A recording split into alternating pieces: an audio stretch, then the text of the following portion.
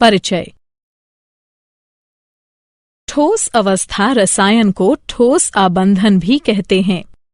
रासायनिक आबंध एक आकर्षण बल होता है जो दो कणों, परमाणु, अणु, आयन को परस्पर संलग्न रखता है, जिससे नया ठोस बनता है। ये कण ज्यादा स्थायी रूप प्राप्त करने हेतु परस्पर स्थिर विद्युत आकर्षण बल से भी आबंधित होते हैं। सोचिए, यदि आप ठोस नहीं होते तो आप कुछ भी नहीं होते। तो आइए ठोस अवस्था के बारे में और विस्तार से पढ़ें। उद्देश्य। इस पाठ के अंत में आप निम्न करने में सक्षम हो जाएंगे।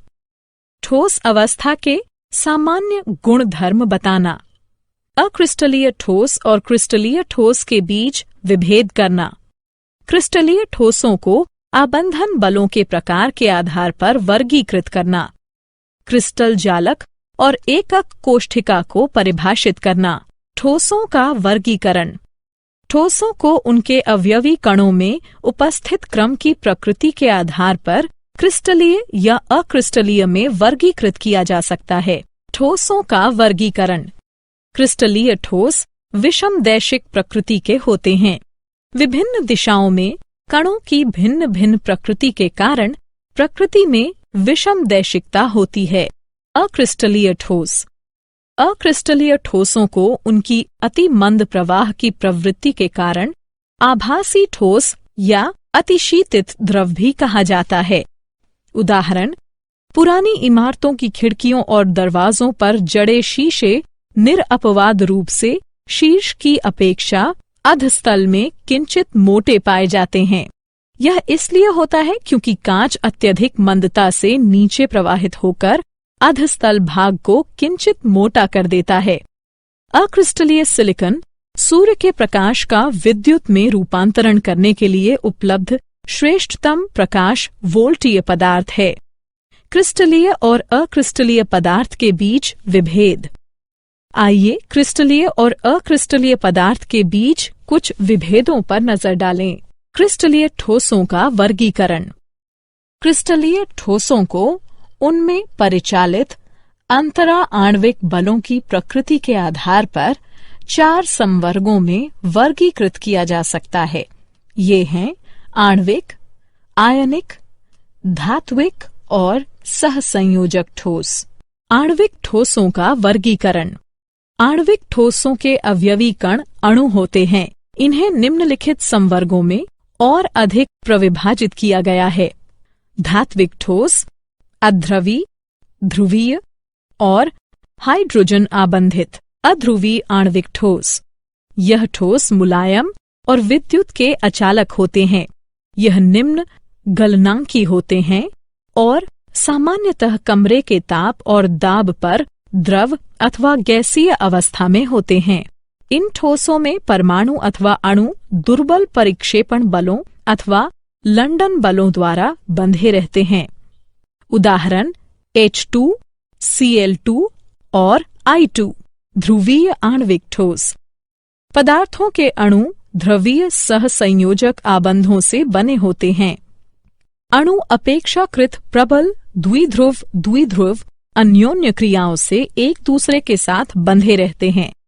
यह ठोस मुलायम और विद्युत के अचालक होते हैं। इनके गलनांक अध्रुवी आणविक ठोसों से अधिक होते हैं। उदाहरण HCl-SO2 हाइड्रोजन आबंधित आणविक ठोस। ऐसे ठोसों के अणुओं में H और F, O अथवा N परमाणुओं के मध्य ध्रुवीय सहसंयोजक बंध होते हैं। यह विद्युत के अचालक होते हैं। सामान्यतः यह कमरे के ताप और दाब पर वाष्पशील द्रव अथवा मुलायम ठोस होते हैं। उदाहरण H2O बर्फ।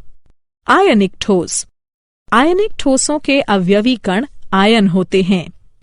ऐसे ठोसों का निर्माण धनायनों और ऋणायनों के त्रिविमीय विन्यासों में प्रबल कूलोमी स्थिर विद्युत बलों से बंधने पर होता है।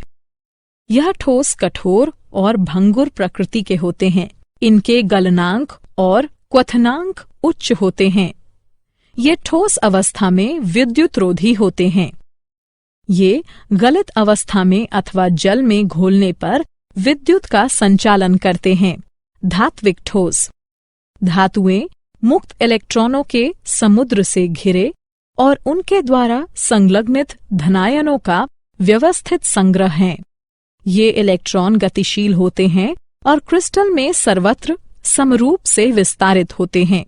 ये मुक्त और गतिशील इलेक्ट्रॉन धातुओं की उच्च विद्युत और ऊष्मीय चालकता के लिए उत्तरदायी होते हैं। सहसंयोजक अथवा नेटवर्क ठोस।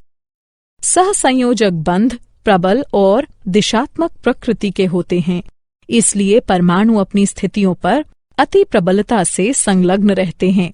ऐसे ठोस अति कठोर और भंगुर होते हैं।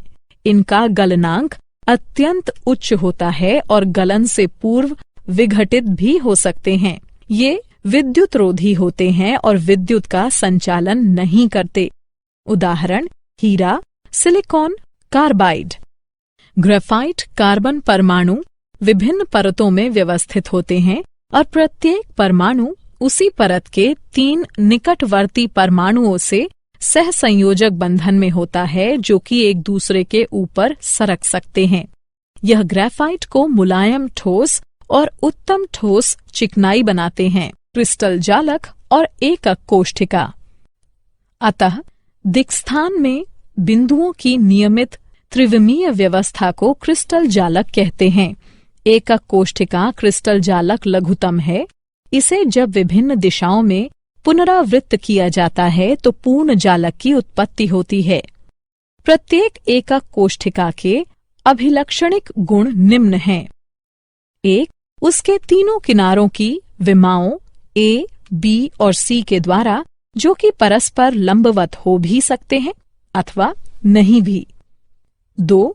किनारों कोरों के मध्य कोण अल्फा, B और C के मध्य, बीटा A और C के मध्य और गामा A और B के मध्य के द्वारा। इस प्रकार एकक कोष्ठिका 6 पैरामीटरों A, B, C, alpha, beta और गामा द्वारा अभिलक्षणित होती है। आद्य एवं केंद्रित एकक कोष्ठिका। एकक कोष्ठिका को विस्तृत रूप से 2 संवर्गों में बांटा जा सकता है। आद्य एवं केंद्रित एकक कोष्ठिका। क. आद्य एकक कोष्ठिका। जब अवयवी कण एकक कोष्ठिका के केवल कोनों पर उपस्थित हों तो उसे आद्य एकक कोष्ठिका कहा जाता है। ख. केंद्रित एकक कोष्ठिका। जब एकक कोष्ठिका में एक अथवा अधिक अवयवी कण कोनों के अतिरिक्त अन्य स्थितियों पर भी उपस्थित होते हैं तो उसे केंद्रित एकक कोष्ठिका कहते हैं। केंद्रित एकक कोष्ठिका। केंद्रित एकक कोष्ठिकाएं 3 प्रकार की होती हैं। अंतः केंद्रित एकक कोष्ठिका। ऐसी एकक कोष्ठिका में एक अवयवी कण, परमाणु, अणु अथवा आयन कोनों में उपस्थित कणों के अतिरिक्त उसके अंतः केंद्र में होता है। फलक केंद्रित एकक कोष्ठिका। ऐसी एकक कोष्ठिका में कोनों पर उपस्थित अवयवी कणों के अतिरिक्त एक अवयवी कण प्रत्येक फलक के केंद्र पर भी होता है। अंत्य केंद्रित एकक कोष्ठिका। ऐसी एकक कोष्ठिका में कोनों पर उपस्थित अवयवी कणों के अतिरिक्त एक अवयवी कण किन्हीं 2 विपरीत फलकों के केंद्र में पाया जाता है। क्या आप जानते हैं? साथ ही धनीय जालक संरचना अधनीय संरचना की तुलना में फिसलन का ज्यादा अवसर उपलब्ध कराती है, क्योंकि उनकी समरूपता विभिन्न दिशाओं में घनिष्ठता से संबद्ध परतें उपलब्ध कराती है। फलक केंद्रित धनीय FCC एकक कोष्ठिका अंतः केंद्रित धनीय BCC एकक कोष्ठिका की तुलना में ज्यादा भार पड़ने पर टूटने से पहले ही विकृत हो जाती है। BCC जालक यद्यपि घनीय घनिष्ठता से संबद्ध नहीं होते और मजबूत धातु बनाते हैं। अल्फा आयरन और टंगस्टन BCC रूप होते हैं। FCC जालक धनीय और घनिष्ठता से संबद्ध भी होते हैं और ज्यादा भंगुर पदार्थ बनाते हैं। गामा, आयरन, चांदी, सोना और लेड में FCC संरचना होती है। अंततः HCP जालक घनिष्ठता से संबद्ध होते हैं लेकिन घनीय नहीं होते। HCP धातुएं जैसे कोबाल्ट और जिंक उतनी भंगुर नहीं होती जितनी FCC धातुएं होती हैं। सारांश। आइए हमने जो कुछ सीखा है उसे संक्षेप में दोहराएं। ठोसों का द्रव्यमान, आयतन और आकार निश्चित होता है। अक्रिस्टलीय ठोसों के अवयवी कणों की व्यवस्था केवल लघु परासी होती है, जिसके परिणाम स्वरूप ये अतिशीती द्रवों के समान व्यवहार करते हैं। क्रिस्टलीय ठोसों के अवयवी कणों की व्यवस्था दीर्घ परासी होती है। उनके अवयवी कणों के मध्य अन्योन्य क्रिया की प्रकृति के आधार पर इन्हें आणविक, आयनिक, धात्विक और सहसंयोजक ठोस नामक 4 संवर्गों में विभाजित किया जा सकता है। क्रिस्टल